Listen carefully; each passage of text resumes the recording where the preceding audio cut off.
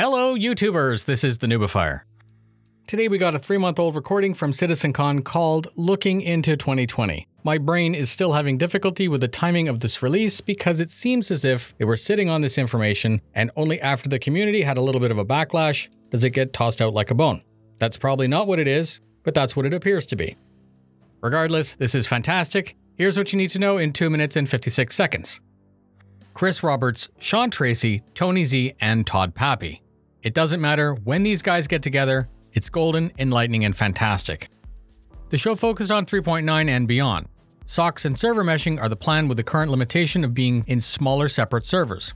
This means that putting out a service beacon for the near future will only reach within your server. However, that's not the planned end state. There was a bit of a back and forth with Chris and Tony, and then everyone played nice and moved on. iCache is term persistence. Leaving an object behind, depending on the location of the situation, would mean that it might be there when you returned, or perhaps it's gone.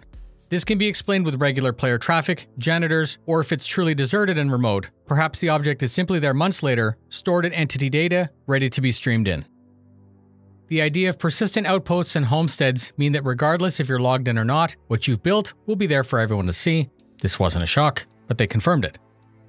3.9 has augmented persistence planned with minables and harvestables. Depleting an area will cause it to deplete for all players, forcing you to look elsewhere, and that's pretty cool.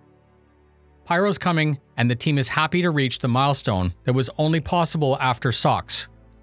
PYRO's considered a more simple system compared to Stanton, which Tony said was a great starting point.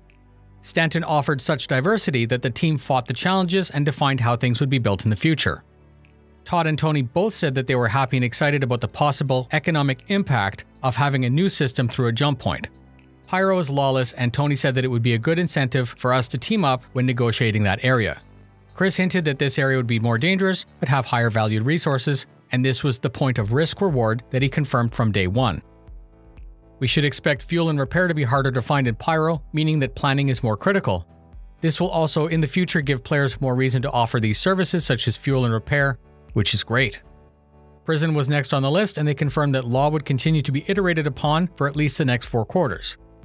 Chris amplified that it's his plan to get away from the simple respawn of the bed, despite the medical bed just coming out with the Cuddy Red.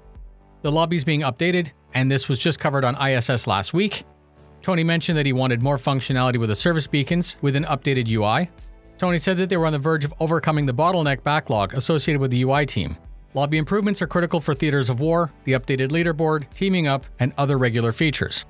Sean has said in the past and said again today that Theaters of War offers a great opportunity to put historical battles into our game. Players would be able to reenact significant turning points in our game history.